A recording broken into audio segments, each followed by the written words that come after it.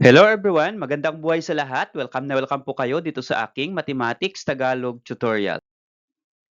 Sa video na ito ay papaliwanag ko sa inyo on how to solve word problems involving system of linear equations in two variables. There are many kinds of problems that involve system of linear equations. We have 1, 2, 3, 4, and 5. So medyo mahaba po yung discussion sa bawat problems kaya nag-decide po ako na i-discuss ito by part. So for part 1, I discussed number problems.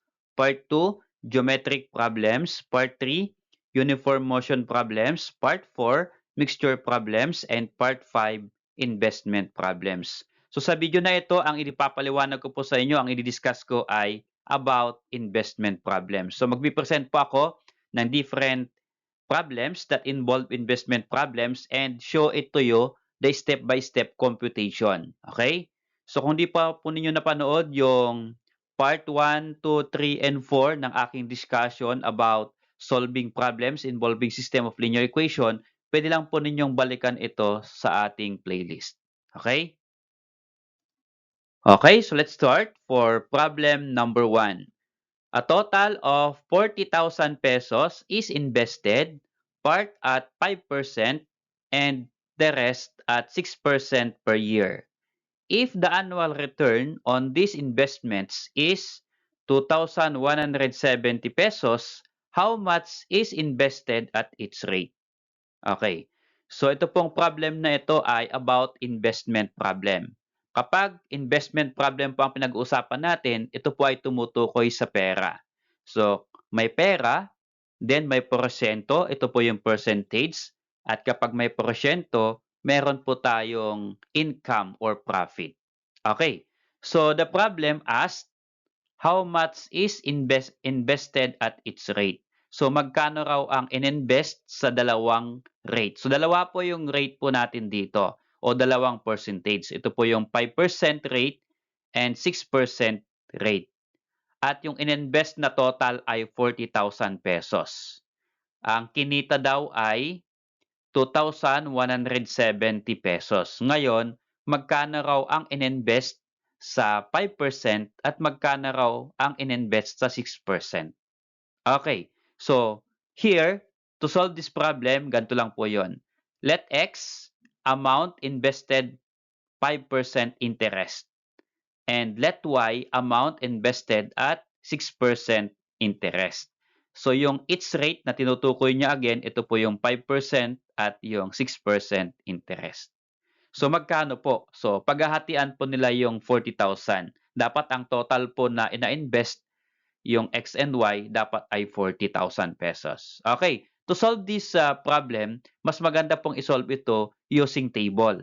So lahat po ng mga problems na pinipresent ko, mas maganda po kasing isolve ito using table. So sa table po, kapag investment problem, kahit tatlong column lang. So sa first column, ilalagay po natin dito yung amount invested. Ano po? And then, rate, dalawa po yung rate natin, yung 5%, 6% at yung magkano yung income. Okay, so unahin natin itong first column, amount invested. So yung amount invested ay dalawa po yan. So hindi po natin alam kung magkano, basta't hati po sa 40,000. So nilagay po natin na X and Y yung amount invested. So ilagay po natin dito X and Y. So ano po yung rate ng X na amount? So ang X po, ang rate po niya ay 5%. Kaya ang X po ay 5% at yung Y naman po ay ito, Y amount invested 6%. Okay, this one. Yung rate po niya, ko-convert po natin into decimal form. So 5% in decimal is 0.05 at yung 6% naman in decimal ay 0.06. So again, paano po na-convert yung percentage to decimal? Bakit po naging 0.05? So ito pong percentage, dalawa po yung 0. So i-move natin yung 0 ng 5 going to the left twice. Okay, or 2 times. So if you move 1, 2, so bali may space pong isa dito, kaya maglalagay po tayo ng 0. So ito po yung 0. And then 0.05 or 0.05. Gawin din po sa 6%. Okay? So paano po kino-compute ang income? Ang income po ay kino-compute just to multiply rate and AI. Ano po yung AI? Amount invested. I-multiply lang po natin yung rate at amount invested, yun po yung ating income. Okay? Kaya ito po yung ating income for amount invested X. Ang rate po niya ay 0.05. Ang income po niya ay, multiply lang ito, 0.05x. Okay? And then for 6%, Y times 0.06. Kaya 0.06 X or Y rather. Okay? So ito po yung kanyang income. Now, since may naka-indicate pong total dito sa baba, kaya mayroon pong row pa dito sa baba, ilan po yung ating total? So ano po ba yung dapat na total na na-invest? Ang total po ay 40,000. Kaya ang total po dito amount invested ay 40,000. At yung rate, wala naman pong total rate kaya hindi po natin malalagyan itong rate. Ano po? So sa income, meron po. If the annual return on this investment is 2,170. So ito po yung kanyang income or profit. Okay? Ilagay po natin dito 2,170. So mula po dito sa ating total or table rather ay makaka-create po tayo ng dalawang equation. So una po ay sa amount investment. Ito po yung ating unang equation. I-add lang po natin itong dalawang amount invested, x plus y, this one, that is equal to 40,000 pesos. Okay. And dito naman po sa ating income, i-add lang po natin ito. Okay. Plus 1, 0.05x plus 0.06y, okay, this one, is equal to 2,170. Itong dalawang equations na ito, ang gagamitin natin to solve for x and y. At dalawang equations po yung involved, kaya gagamitin po natin dito yung system of linear equation. Okay, taas po natin itong dalawang equations. So we're going to solve for x and y to these two equations applying system of linear equations in two variables. So there are many ways or method in solving system of linear equation. So ang gagamitin ko po dito ay elimination method. So it's up to you kung ano po yung method na gusto nyong gamitin. So pwede lang po.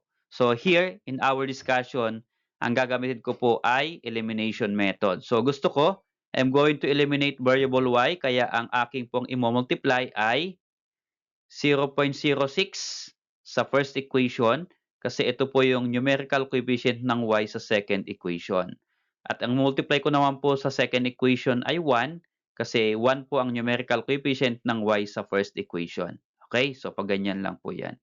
Para ma-eliminate po yung y.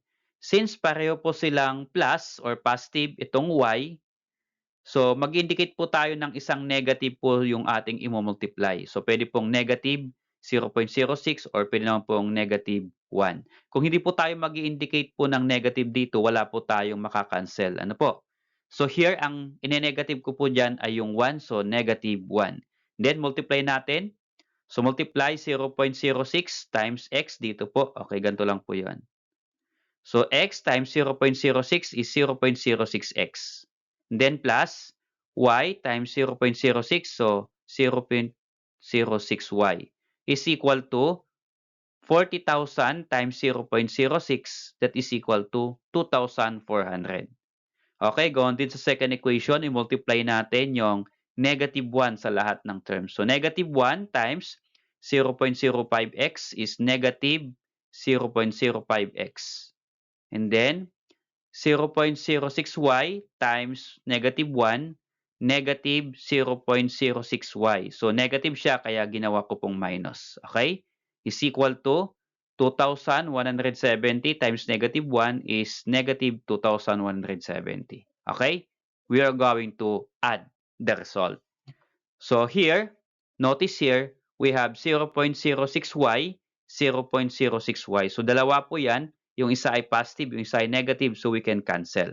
Okay? Pero pag pareho silang positive or parehong negative, hindi po pwedeng i-cancel yan.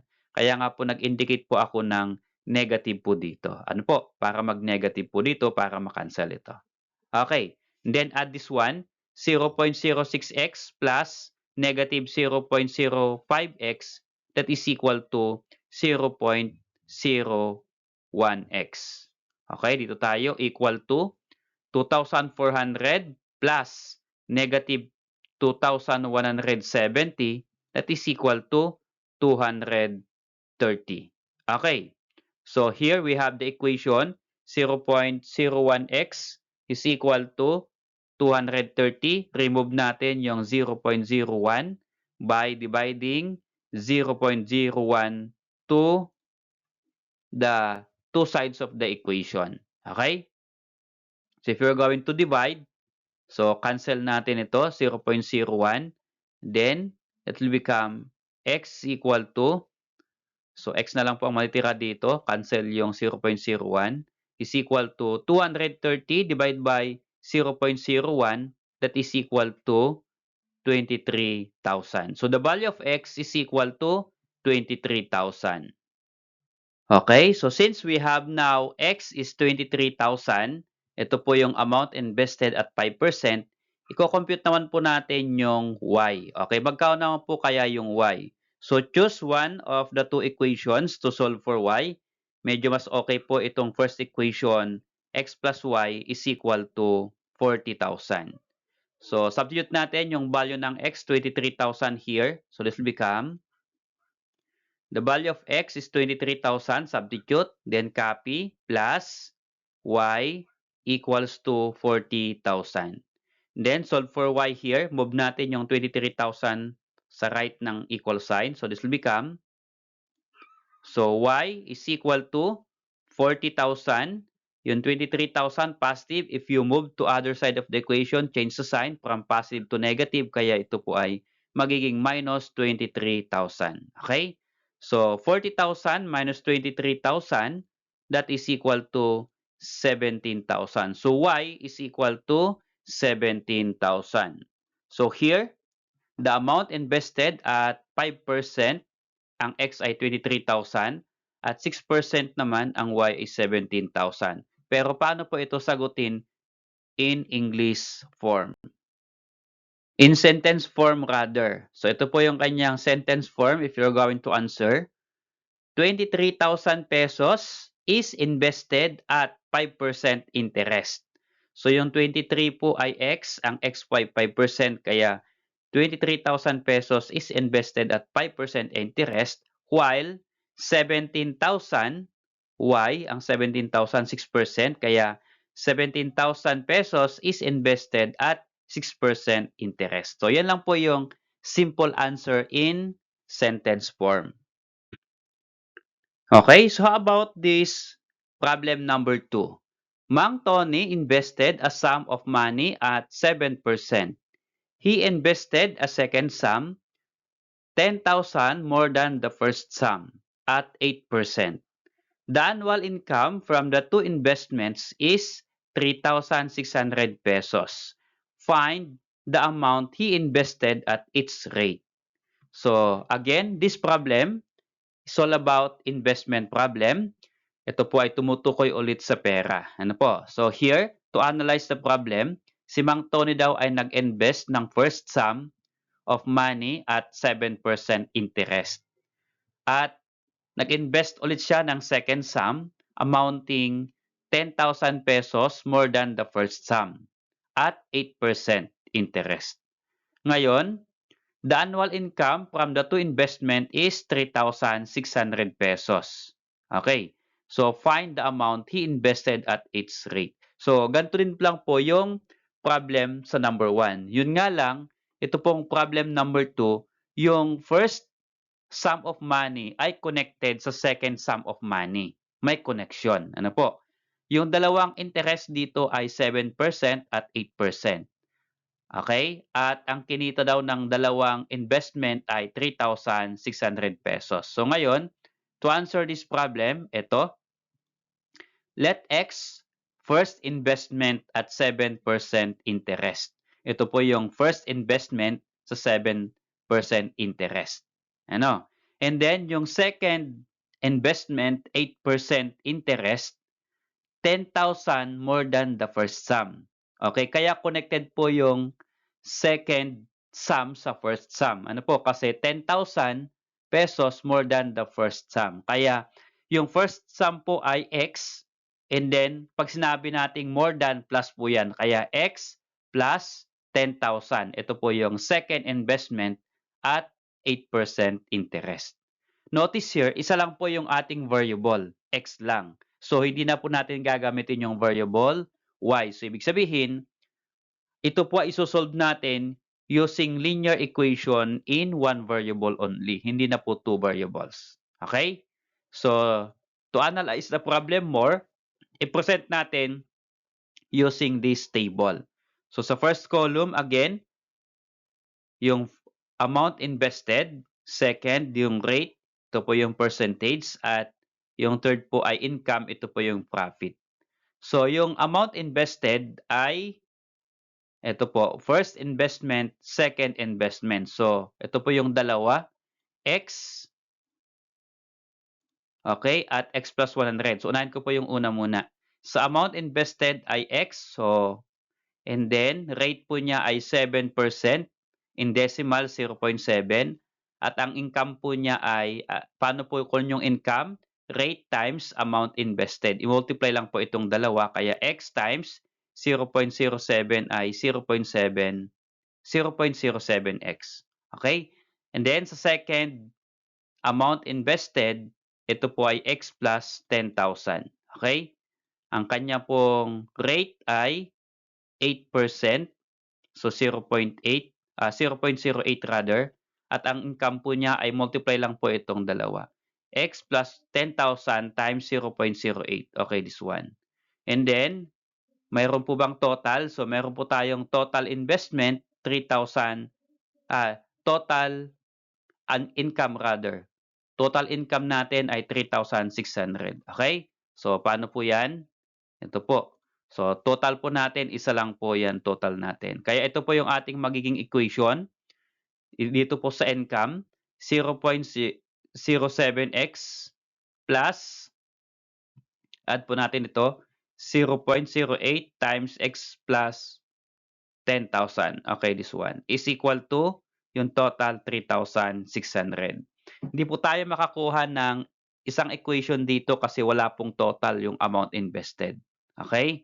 Dito lang po tayo mayroong total yung kanyang annual income or ito po yung kanyang profit. Okay? 3,600.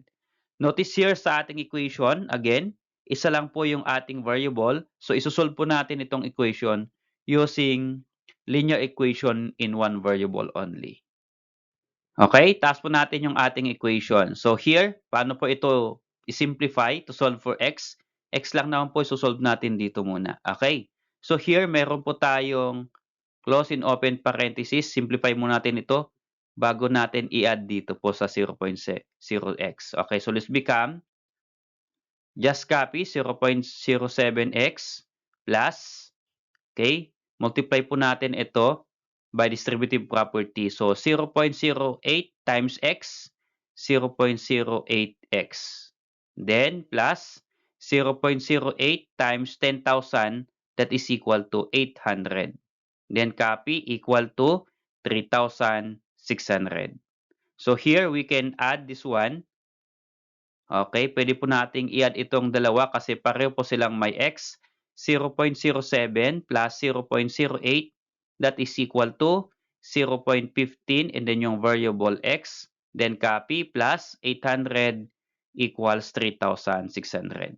Okay, to solve for x, i-move natin itong 800 sa right side. So this become,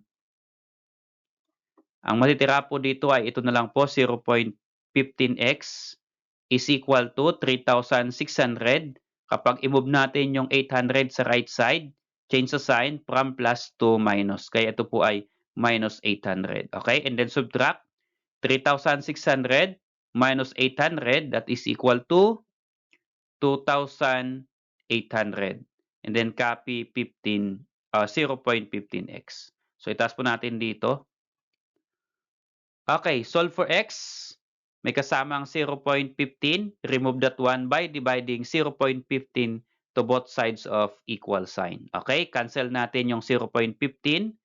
Ang matitira po sa left side ay yung x na lang is equal to 2,800 divided by 0.15 is equal to 18,666.67. So, hindi po sakto, mayroon po siyang decimal. So, The value of x is 18,667. Ni-round off ko na po yan. Ano po? Para matanggal na po yung kanyang decimal. Pero pwede naman pong lagyan nyo ng decimal. At pwede naman po ninyong i-round off. Okay? Okay, so bali na, ito na po yung first sum, 18,667. Ito po yung in-invest at 7%. Okay, so how about the second investment at 8% interest? So ito po yung given niya, x plus 10,000. So ibaba ko po dito. So x plus 10,000, substitute lang natin yung value ng x, 18,667 here. So it's become 18,667 plus 10,000, that is equal to 28,667. So ito po yung kanyang second sum. Okay? So here, to answer the question, ito lang po yung kanyang simple answer in sentence form. So ito po ay tungkol kay Mang Tony. Kaya Mang Tony invested 18,667. Ano po yun? Yung first sum. Ito po ay 7% interest. And 28,667 at 8% interest. Okay? So, I hope that you learned how to solve this problem. To end up the discussion, here is the activity. So, try nyo pong sagutan. Tingnan po natin how you or what's your answer to this activity. Okay, so isang problem lang po yung bibigay kong activity. Pwede po ninyong i-post yung video na ito, try to answer. At kapag meron na po kayong sagot, pwede naman po ninyong i-share sa amin yung inyong sagot sa activity na ito. Salamat sa panonood mga anak. I hope that you learned how to solve investment problem. See you on my next discussion about linear inequalities in two variables.